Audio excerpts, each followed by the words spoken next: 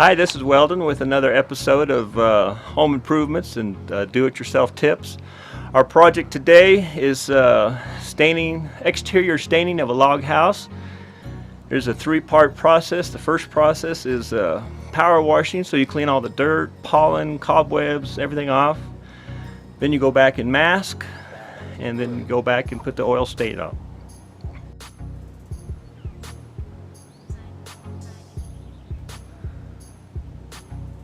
So before you start any painting or staining project, you want to make sure that you take the time to clean it up first, because you're going to have dirt, pollen, cobwebs, spiders, etc. on your walls and logs. So you want to just take the time to rent a pressure washer if you don't have one. And what you do is you start at the top, at the roof line, and work your way down. That way you're washing everything down the wall. So I'll give you a demonstration.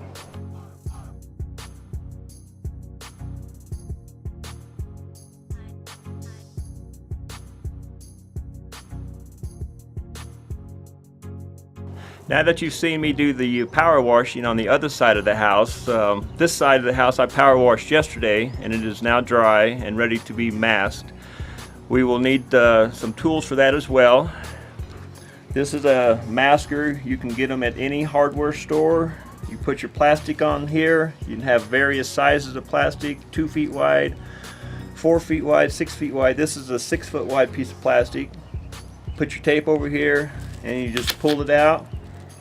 I have found these little serrated edges don't work that good, so whenever I go to cut it, I will take a utility knife and cut down through here, and you get a nice clean cut. So it's also a good idea, I know it's been pressure washed, but you still want to kind of clean it up just a little bit so your tape sticks better.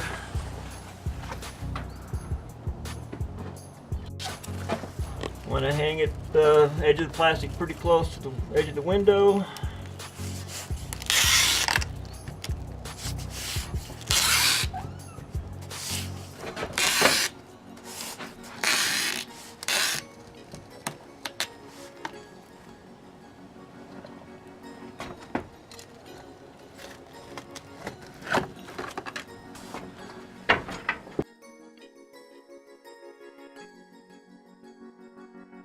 And this area that we're working in, we have a lot of wind, so what we try to do is as much masking in the morning before the wind picks up. Otherwise your masking is flopping around and it makes it a lot more challenging, so just a little tip. So sometimes you are going to be masking in the wind, that's just all there is to it. So what you want to do is just do like I did at the tape it across the top, spread your plastic out, and then you want to tape, a 6-inch section on each corner to hold it down so it's not flopping around, and then you can tape the other edges a little easier. And we can demonstrate that on this window, even though it's not blowing, but you'll get the idea.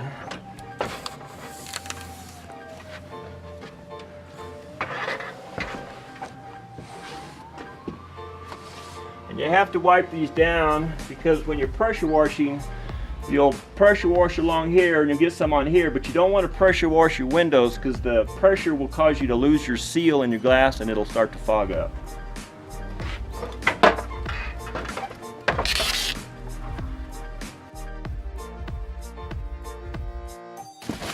So imagine if the wind was blowing, this would be starting to whip around, being crazy, and you're having fun trying to hold it down. You would just go ahead and pull it down. Imagine the wind's trying to rip it out of your hands. And of course, you're going to have to hold it down while the wind is getting crazy. So either put knee on it or one hand. But you want to just kind of tag the bottom corner as the wind's blowing. That way your whole piece of plastic is not just flopping around. They will drive you crazy real quick.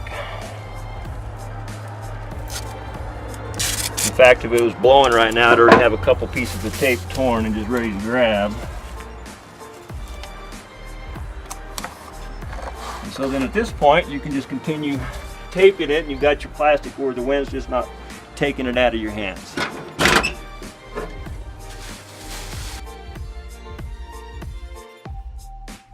So we have the front of the house completely masked off and ready to stain. The product we're using is called Mesmer's UV Plus. It's an oil-based product, natural in color.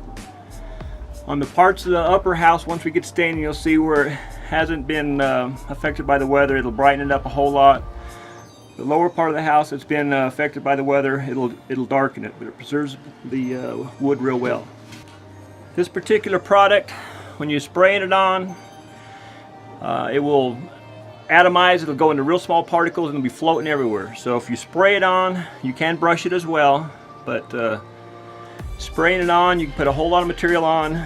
You go back and back brush it, you work it in, and it'll last a long time. If you just put it on with a brush, you don't get near as much material on. You have to do it more often. But here's a respirator.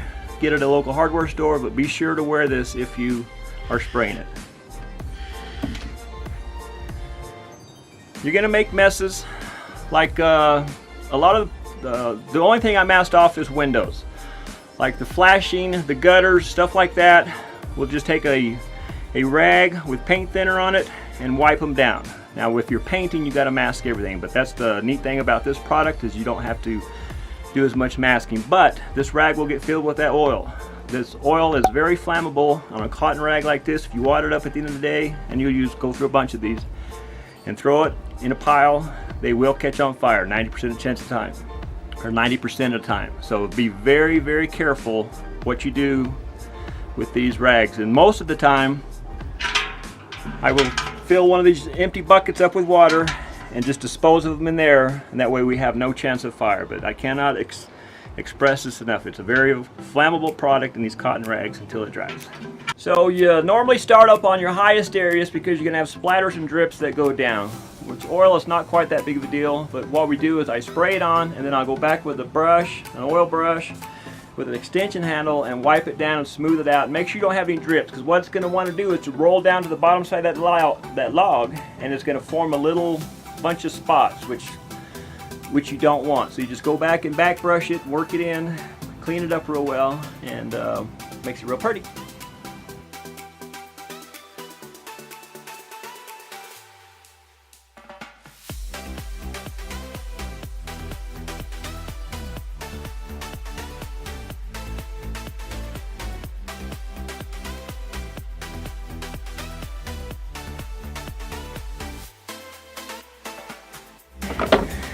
And then I will be wiping off the flashing down here where we have some overspray.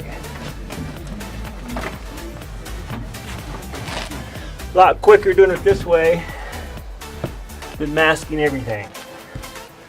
Now if you got paint, you have to mask. But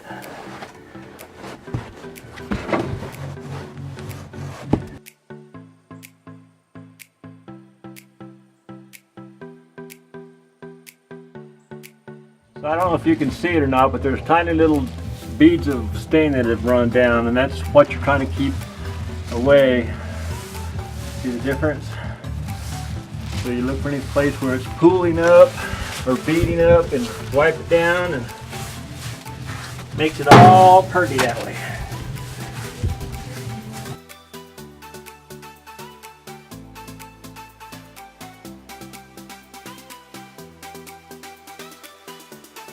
That completes the project for today. If you have any questions, I'd be happy to answer. Leave them in the comments below.